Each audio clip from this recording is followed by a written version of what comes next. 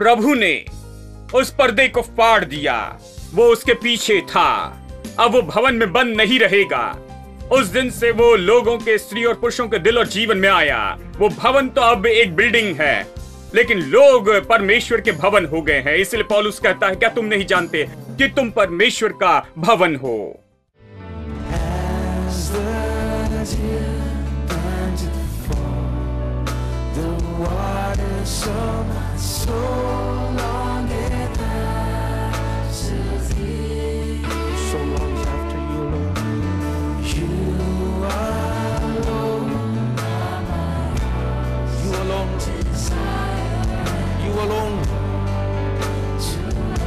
To worship you.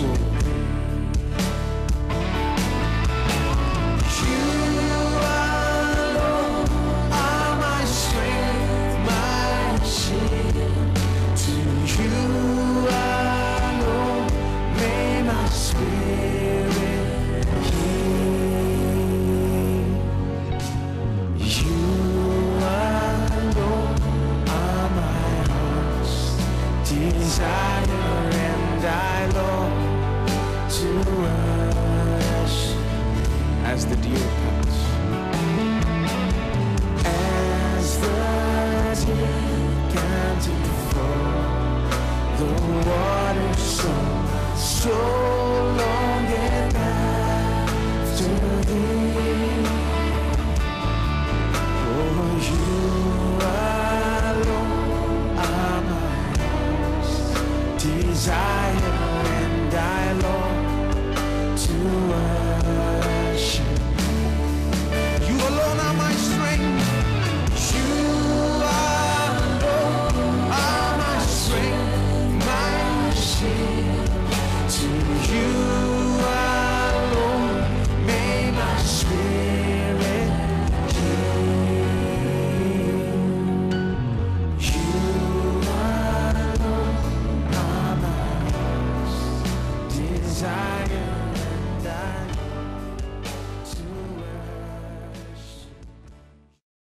Reverend Sam P Challadurai के द्वारा चलाए गए बाइबल कॉलेज के एडमिशंस अभी आपके लिए उपलब्ध हैं। और जानकारी के लिए कृपया हमें लिखिए FGBC PO Box 494 697।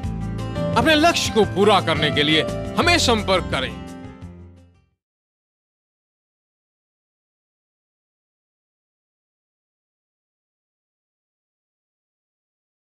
गलातियों अध्याय 3 वचन 13-14। मसीह ने जो हमारे लिए श्रापित बना, हमें मोल लेकर व्यवस्था के श्राप से छुड़ाया, क्योंकि लिखा है, जो कोई काट पर लटकाया जाता है वो श्रापित है। यह इसलिए हुआ कि अब्राहम की आशीष मसीह यीशु में अन्य जातियों तक पहुंचे और हम विश्वास के द्वारा उस आत्मा को प्राप्त करें जिसकी प्रतिज्ञा हुई है। कैसे प्रभु लोगों को यह जानने देगा कि उसकी आशीष कैसे है? उसके पास मनुष्य होना चाहिए जो उसकी आशीष दर्शाता हो। तो वो अब्राहम को शून्य में से चुनता है और जानबूझकर उस पर रखता है अपनी आशीष। उसने नहीं मांगा, वो आशीष के बारे में कुछ नहीं जानता है, लेकिन वो बुलाता है, वो कहता है तुझे आशीष दूंगा। और अब्राहम चकित होता है, मेरे प्रभु, मैंने कभी नहीं सोचा कि मुझे आशीष मिलेगी। हाँ, मैं तुझे आशीष दूंगा, एक कारण मैं तुझे दूसरों को दिखाऊंगा, संसार के सामने। मैं चाहता हूं कि लोग तुम्हें देखें और जाने कि मैं कौन हूं। मैं तुझे बनाऊंगा एक शो पीस संसार के सामने, यानी मैं तुम्हारे द्वारा संसार को दिखाऊंगा कि मैं चाहता हूं कि इसी तरह सब लोग आशीष प्राप्त करें। केवल तू और तेरी संतान नहीं, तेरा वंशज या तेरा वंश, लेकिन पूरी मनुष्य जाति को आशीष देना चाहता हूं। इसलिए कहता है कि यीशु क्रूस पर मरा, श्राप बनकर मरा, इसीलिए कि अब्राहम की आशीष अन्य जाति तक आ सके। केवल अब्राहम के वंश पर ही नहीं, लेकिन साथ ही अन्य जाति पर भी। परमेश्वर का उद्देश्य हमेशा यही रहा है कि सबको आशीष दे। और ये कहता है कि निश्चय ही अब्राहम की आशीष। और जब मैं इसे समझने लगा तो एक बात जो मुझ पर उदय हुई वो है कि यह अब्राहम की आशीष है, केवल कोई आशीष नहीं। जब मैं छोटा था तो गवाही का समय होता था हर रविवार, और एक भाई, वयस्क भाई गवाही देते थे। और मैं उनकी समस्या नहीं बता रहा हूं, उनकी समस्या बड़ी थी क्योंकि उनके बच्चे ने उन्हें छोड़ दिया था और उनके पास ज्यादा नहीं था और वो बहुत दुख उठा रहे थे। बुढ़ापे में अकेला महसूस किया, उन्हें छोड़ा गया महसूस हुआ और ये सब। वो एक विश्वासी थे और वो चर्च में आकर इस तरह से गवाही देते थे। वो कहते थे मेरे बच्चों ने मुझे छोड़ दिया, कोई मेरी परवाह नहीं करता, कोई मुझसे प्यार नहीं करता, बेटे किसी काम के नहीं, बेटी किसी काम की नहीं, किसी के घर नहीं जा सकता, मैं अकेला छोड़ा गया हूं और मैं अनाथ जैसे हूं। और वो इस तरह से कहते जानते हैं, और हम उनके लिए खेद करते थे और अंत में वो गीत गाते थे, और गीत था अपनी आशीषों को गिनो और एक एक करके नाम दो।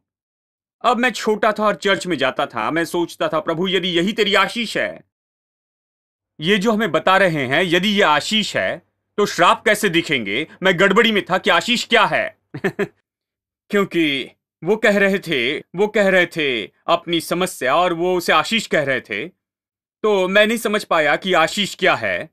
तो कोई कहता है कि आशीष तो बस यही है कि उद्धार पाकर एक दिन स्वर्ग में जाएंगे, यही ये आशीष है और कुछ नहीं, इस संसार में कुछ नहीं और ये सब।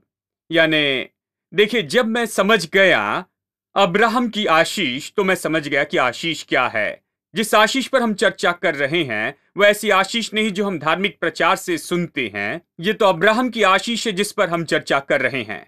इसमें है आशीष आपके आत्मा के लिए, प्राण के लिए, शरीर के लिए, हाथों के कामों पर, परिवार के जीवन पर, आपके धन पर, हर तरह से इसमें आपके जीवन का हर दृष्टिकोण है। इसलिए मैं कहता हूं कि कैसे सुसमाचार में सब कुछ है। हमने इस पर कुछ समय बिताया क्योंकि लोगों को ये समझना मुश्किल होता है। यीशु ने कहा कि मैं कंगालों को सुसमाचार प्रचार करने आया, टूटे दिल वालों के लिए, अंधों को, बंदी और बंधुओं को, सताए गए लोगों को, और सब इन विभागों को देखिए जानते हैं। ये लोग जो दुख उठाते हैं आत्मा, प्राण, शरीर में, धन में और सामाजिक रूप में और हर तरह से। देखिए, सुसमाचार में मनुष्य की जरूरत का हर एक भाग है। सुसमाचार कोई सामान्य बात नहीं है, ये मनुष्य के लिए है।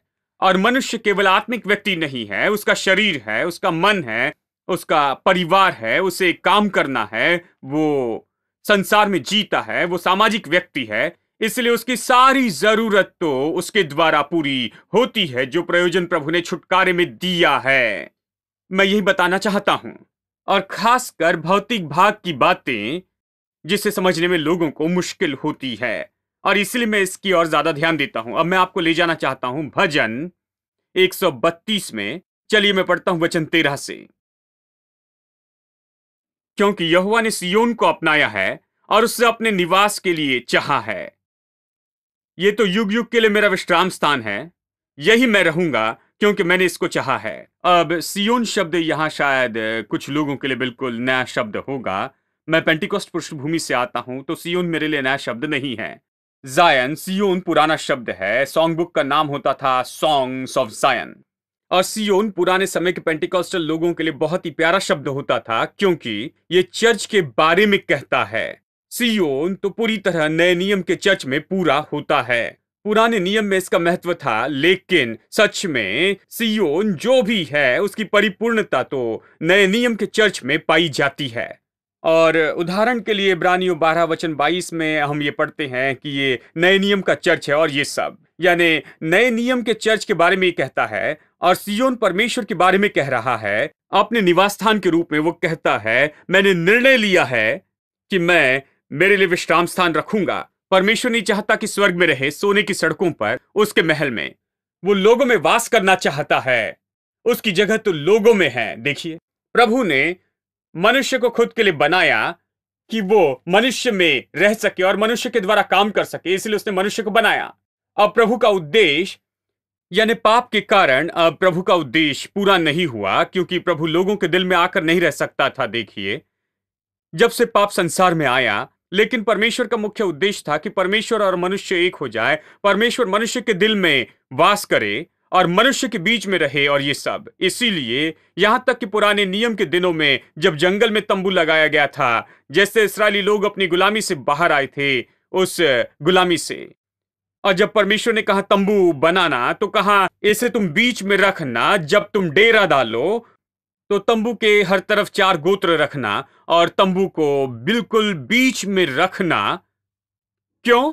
क्योंकि तंबू वो जगह थी जहां परमेश्वर रहता था, वहीं पर पवित्र स्थान और महापवित्र स्थान था, और ये सब था परमेश्वर का निवास स्थान। उसने कहा, मैं लोगों के मध्य में रहना चाहता हूं। बाइबल कहती कि परमेश्वर अपने लोगों की स्तुति के मध्य में विराजमान होता है, यानी परमेश्वर हमेशा केंद्र में होना चाहता है अपने लोगों में। वो लोगों के साथ संगति करना चाहता, उसकी जगह लोगों में है। परमेश्वर लोगों का प्रभु है, उसके लिए लोग तो संसार में सबसे ज्यादा महत्वपूर्ण हैं। जानते हैं, सोना और चांदी प्रभु के लिए कुछ नहीं, बाकी सारी चीजें प्रभु के लिए कुछ नहीं है। लोग प्रभु के लिए सब कुछ है, और जो कुछ परमेश्वर ने बनाया वो सब लोगों के लिए ही बनाया है।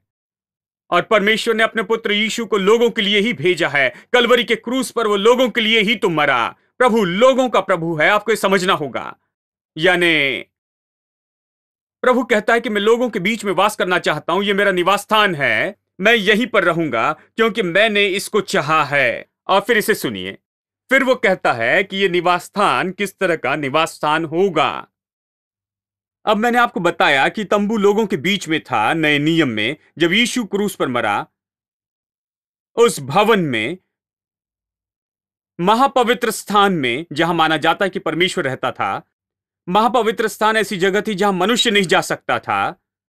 हर साल केवल महायाजक जा सकता था, और पापों के लिए बलिदान चढ़ाने के बाद ही, यदि वो सही तरह से न करे तो वो मर जाएगा। वहां जाकर कोई उसे बाहर नहीं ला सकता था, क्योंकि वो परमेश्वर के पवित्र स्थान में जाकर मरा। उन्हें उसकी कमर में रस्सी बांधनी पड़ती थी और फिर भीतर जाने देते। यदि वो गिरकर मर जाए अपवित्र, यदि अपने पापों के लिए सही बलिदान नहीं किया है, तो वो वहीं पर मर जाते थे और उन्हें बाहर निकालना पड़ता था, इसलिए वो भीतर नहीं जा सकते थे। और इतनी गंभीर बात थी। प्रभु ये दिखा रहा था कि वो पवित्र परमेश्वर है, मनुष्य तो पापी है, और केवल पाप की समस्या दूर होने पर परमेश्वर और मनुष्य एक साथ आ सकते हैं।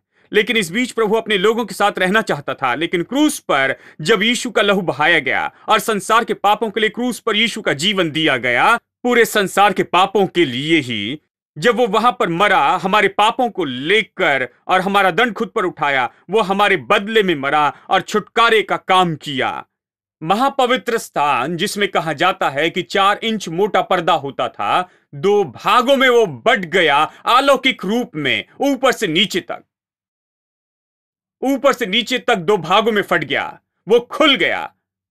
उसे किसी ने नहीं फाड़ा। उसे फाड़ना आसान काम नहीं था। किसी ने हिम्मत कर उसे छूने की कोशिश भी नहीं की थी, लेकिन वो ऊपर से नीचे तक फट गया। प्रभु ने उस पर्दे को फाड़ दिया। वो उसके पीछे था। अब वो भवन में बंद नहीं रहेगा। उस दिन से वो लोगों के, स्त्री और पुरुषों के दिल और जीवन में आया। वो भवन तो अब एक बिल्डिंग है, लेकिन लोग परमेश्वर के भवन हो गए हैं। इसलिए पौलुस कहता है, क्या तुम नहीं जानते कि तुम परमेश्वर का भवन हो? कितना महान सम्मान! परमेश्वर कहता है कि तुम भवन हो। वहां के भवन में कुछ नहीं है। परमेश्वर उस भवन में नहीं है। परमेश्वर आपके अंदर है। परमेश्वर मेरे अंदर है। परमेश्वर हमारे अंदर है। अब यदि परमेश्वर हमारे अंदर आया है, तो वो क्या चाहता है कि भवन कैसा हो? हेलो, देखिए, तब सारी चीजें अलग हो जाती है। यानी जब मैं शरीर को देखता हूं, यानी जब मैं बीमारी का सामना करता हूं, तो वैसे सामना नहीं करना चाहिए जैसे दूसरे करते हैं। हमें इस तरह से सामना करना चाहिए, इस तरह सामना करना चाहिए। बीमारी तुम मेरे शरीर में नहीं रह सकती हो, क्योंकि ये मेरे लिए कोई शरीर नहीं है, ये परमेश्वर का भवन है। परमेश्वर के भवन में बीमारी नहीं रह सकती है। यीशु के नाम में मैं बीमारी को निकालता हूं इस शरीर से, क्योंकि यह परमेश्वर का भवन है। हर दिन मुझे घोषित करना है कि यह परमेश्वर का भवन है। हर दिन मुझे उन चीजों को इस भवन में प्रवेश करने से इनकार करना होगा। यह पवित्र जगह है, यह शुद्ध की गई जगह है। यह शरीर परमेश्वर को दिया गया है। मेरे सिर से लेकर मेरे पैर के तलवे तक यह परमेश्वर को दी गई है। परमेश्वर के उपयोग के लिए यह परमेश्वर का भवन है। मैं जैसे चाहे इसका उपयोग नहीं कर सकता। मैं इसका उपयोग कर सकता हूं जैसे प्रभु चाहता है। प्रभु कहता है, मैं इसमें रहूंगा, इसमें चलूंगा, मैं उनके द्वारा काम करूंगा। इसी तरह से हमारा शरीर बनाया गया है। ये इसी कारण के लिए बनाया है, ठीक है? यानी जब आप बीमारी का सामना करते हैं, तो इसी तरह से सामना करते हैं। इसी तरह आप इसे निकालते हैं। आप इसी तरह उठते हैं। आप इसी तरह अच्छे होते हैं, इसी तरह। लेकिन फिर इस शरीर के दूसरे दृष्टिकोण के बारे में क्या? अब देखिए प्रभु इससे कैसे व्यवहार करता है। मैं चकित होता हूं कि प्रभु भौतिक भलाई कहां रखता है। इसे देखिए, भजन 132 हमने वचन 13 और 14 पढ़ा है। प्रभु कहता है, ये मेरा निवास स्थान है, मैंने इसे चुना है, मैं इसे चाहता हूं। वचन 15। अब वो कहता है कि वो इससे क्या करेगा। मैं इसमें की भोजन वस्तुओं पर अति आशीष दूंगा। वो इसी से शुरू होता है। जबकि वो मेरा भवन है, जबकि मैं वही रहता हूं, जबकि मैंने इसे बनाया है और ये मेरे रहने का स्थान बना है, जबकि मेरे लोग मेरा निवास स्थान है, तो मैं चाहता हूं कि मेरे लोग केवल झोपड़ी में आधा पेट खाकर न रहे। हेलो। मैं नहीं चाहता कि मेरे लोग कुत्ते के घर में रहे जो कुत्ते के घर के जैसे दिखे। मैं नहीं चाहता कि मेरे लोग छोटे गड्ढे में रहे। मैं नहीं चाहता कि मेरे लोग झुग्गी में रहे, जबकि ये मेरा निवास स्थान है, जबकि वो मेरे हैं, मैं यहीं पर रहता हूं। तो वो भी अच्छे से रहे। मैं उनके प्रयोजन पर बहुतायत की आशीष दूंगा। आप कह सकते हैं कि परमेश्वर ने आपको अपने निवास स्थान के रूप में चुना है, इसलिए वो आपकी हर एक भौतिक जरूरतों को बहुतायत से प्रयोजन करेगा कि आप में कोई कमी न होगी और कोई घटी न होगी, क्योंकि आपका शरीर अब परमेश्वर का भवन है। जानते सुलेमान का मंदिर बनाने के लिए कितना खर्च किया गया था? वो कितने खर्च और सुंदरता और महानता से बनाया गया। अद्भुत रूप में मुझे बताया गया कि जब मैं छोटा था, बताया गया कि ये शरीर कुछ नहीं है, ये कब्र में जाएगा, इसलिए तुम इस शरीर की परवाह मत करो। जानते हैं इसमें भलाई नहीं है, ये शरीर ही है जो हमेशा हमें समस्या में लेकर आता है, हर तरह के पाप और इन बातों में लाता है। जानते हैं, तो हम इस शरीर से नफरत करते थे। जानते हैं, लेकिन मैं इसे अलग तरह से देखता हूं। प्रभु कहता है इसकी देखभाल करना, क्योंकि मैं इसमें रहना चाहता हूं। जब तक ये अच्छा है मैं तुम्हारे साथ चल सकता हूं। जब तक ये अच्छा है मैं तुम्हारे साथ जगह जगह पर जा सकता हूं।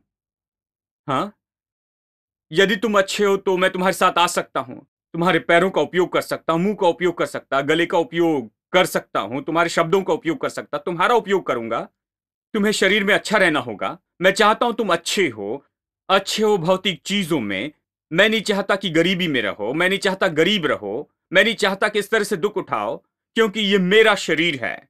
अच्छे से देखभाल करना चाहता हूं हर संभव तरीके से। तो मैं सबसे अच्छा देना चाहता हूं। प्रभु कहता है मैं उसके प्रयोजन को बहुतायत से आशीष दूंगा। वो शुरू यहीं से करता है। मैं बहुतायत से दूंगा, जो भी जरूरत हो दूंगा, क्योंकि ये मेरा निवास स्थान है।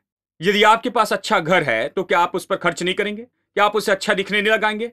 क्या आप उसे महत्वपूर्ण बात नहीं मानेंगे? क्या आप निश्चित नहीं करेंगे कि हर टूटी हुई चीज बिल्कुल सही हो गई है? क्या आप निश्चित करेंगे कि हर जगह हर चीज सब कुछ ठीक हुई है और बेहतर हर समय दिखते जाएं? हाँ, हम सबके अपने घर हैं, हमेशा ध्यान देते हैं, प्रतिदिन लगता है कि कुछ ना कुछ करते हैं, उसे सही तरह दिखाना चाहते हैं, क्योंकि हम उसी जगह में रहते हैं, हम उस पर घमंड करते। प्रभु कहता है मैं इसी जगह पर रहता हूं, इस पर घमंड करता हूं, मैं इसे बेहतर और बेहतर बनाऊंगा और इसके लिए बहुतायत से प्रयोजन करूंगा। इसके लिए विश्वास करो। देखिए, पुराने नियम का चित्र है, इसे गौर से सुनिए। केवल यही नहीं, इसके दरिद्र को रोटी से तृप्त करूंगा, इनके गरीबों को रोटी से तृप्त करूंगा, यानी गरीबी नहीं। इसके याजकों को मैं उद्धार का वस्त्र पहनाऊंगा। देखिए, आपको तुरंत ही ये नहीं कहना है कि सारी आशीषें आत्मिक हैं। बाइबल स्वयं फर्क बताती है।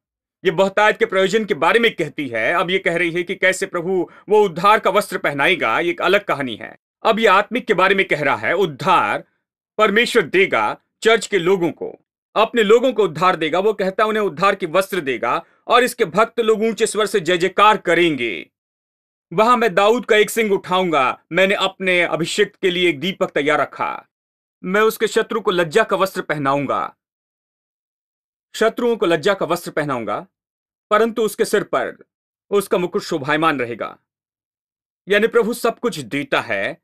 शुरू करता है बहुतायत के प्रयोजन से, फिर वस्त्र देता है उद्धार का, फिर आनंद, खुशी, आनंद से चिल्लाना वहां है।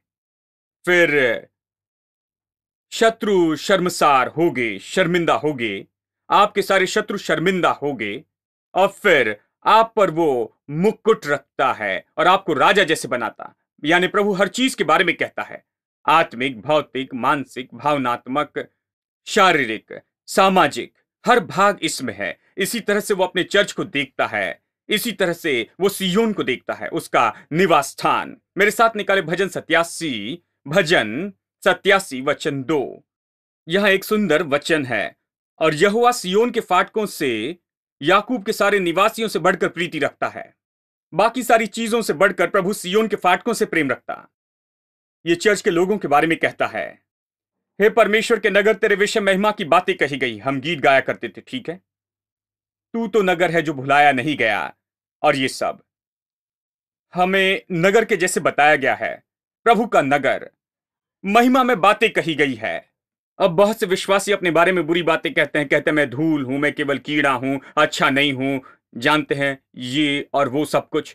लेकिन प्रभु कहता है मैं तुम्हारे बारे में महिमा में बातें कहते जाऊंगा। मैं अपने जान पहचान वालों से राहाब और बाबेल की भी चर्चा करूंगा। पलिश्त, सोर और कूश को देखो, ये वहां उत्पन्न हुआ था। और सियोन के विषय ये कहकर कहा जाएगा, अमुक अमुक मनुष्य उसमें उत्पन्न हुआ, और परमप्रधान आप ही उसको स्थिर रखे। दूसरे शब्दों में जो लोग वहां जन्मे हैं उनको देखा जाएगा कि वो कुछ है। और फिर वो कहता है सियोन के विषय में ये कहा जाएगा कि ये मनुष्य उसमें उत्पन्न हुआ था। सियोन में जन्म लेना कुछ होगा, सियोन में जन्म लेना कुछ है। गवैया और नृतक दोनों कहेंगे हमारे सब सोते तुझी में पाए जाते हैं। आशीष के सारे स्रोत तुमसे आते हैं, वो कहेंगे। गीत गाने वाले कहेंगे आशीष तुमसे हम तक बहती है। यानी सियोन इस तरह के शब्द में कहा गया है जहां पूरा प्रयोजन है और उसमें संपन्नता और सब कुछ है, ठीक है। अब मेरे साथ निकाले व्यवस्था विवरण अध्याय 8 वचन 18। तो अपने प्रभु परमेश्वर को स्मरण करना। अब हर कोई अपने प्रभु परमेश्वर को स्मरण करता है। सब लोग कहते हैं मैं प्रभु को स्मरण करता हूं, लेकिन क्या आप इस तरह से स्मरण करते हैं? इसे सुनिए। अपने परमेश्वर यहोवा को स्मरण रखना, क्योंकि वही है जो तुझे संपत्ति प्राप्त करने की सामर्थ देता है। देखिए, कई साल तक मैं चर्च में रहा, लेकिन किसी ने मुझे ये नहीं बताया। ये मैंने खोज निकाला, मुझे देश छोड़कर बाहर जाना पड़ा।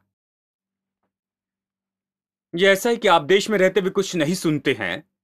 बाइबल तो वही है, हमारे पास वही बाइबल है, और किसी तरह से इसे चूक गए हैं।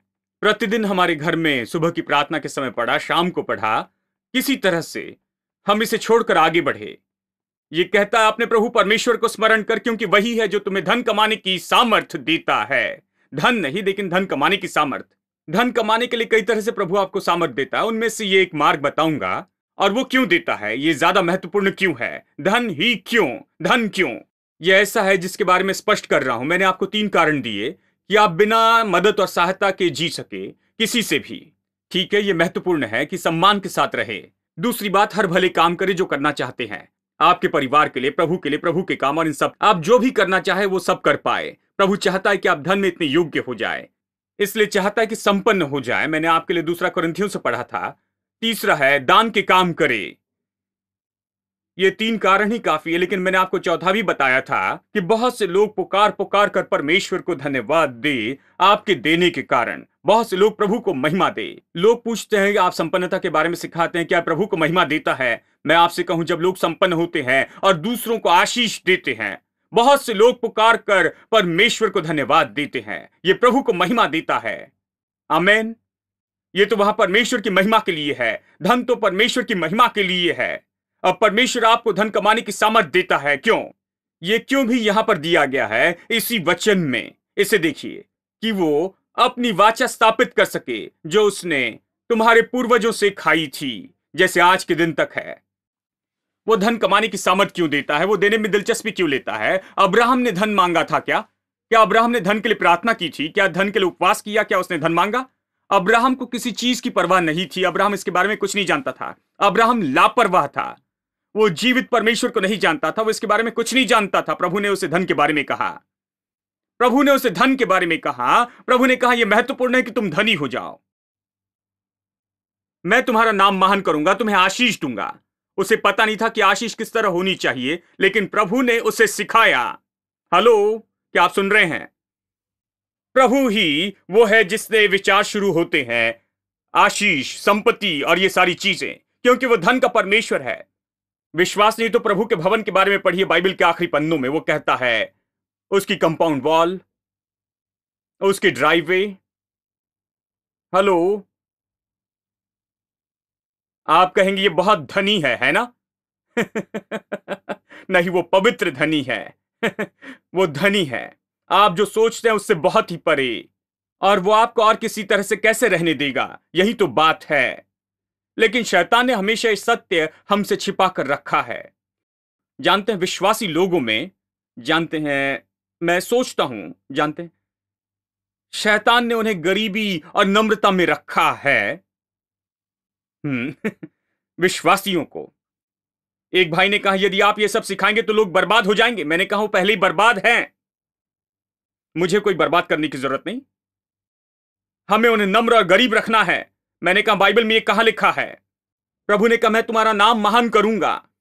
मैं तुम्हारा नाम बड़ा करूंगा। प्रभु आपको उठाना चाहता है, आशीष देना चाहता है। प्रभु आपको सामने रखना चाहता है, इश्तिहार के रूप में दिखाना चाहता है। वो चाहता है कि लोग उससे जाने। वो खुद को लोगों को जानने कैसे देगा? वो परमेश्वर को नहीं देख सकते हैं, लेकिन लोग आपको देख सकते हैं। वो आपके आशीष देख सकते हैं, क्योंकि लोग आपको देख सकते हैं और परमेश्वर को वो जानेंगे, इसलिए आशीष वहां है। रेवरेंड सैम पी चेल्लोदुरई के द्वारा चलाए गए बाइबल कॉलेज के एडमिशंस अभी आपके लिए उपलब्ध हैं। और जानकारी के लिए कृपया हमें लिखिए FGBC PO Box 494 चेन्नई 7। अपने लक्ष्य को पूरा करने के लिए हमें संपर्क करें। I'm reaching for the prize, I'm giving everything. I give my life for this, it's what I live for. Nothing will keep me from all that you have for me. You hold my head up high, I live for you. Greater is He that's living in me, He that is in the world. Faith, I can move the mountain, I can do all things through Christ. I know faith, standing and believing, I can do all things through Christ who strengthens me.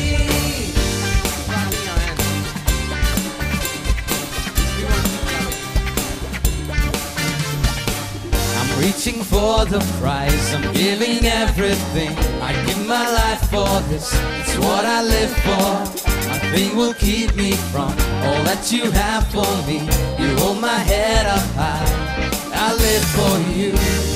Greater is He that's living in me than he that is in the world. Faith, I can move the mountain, I can do all things through Christ. I know faith, standing and believing, I can do all things through Christ who strengthens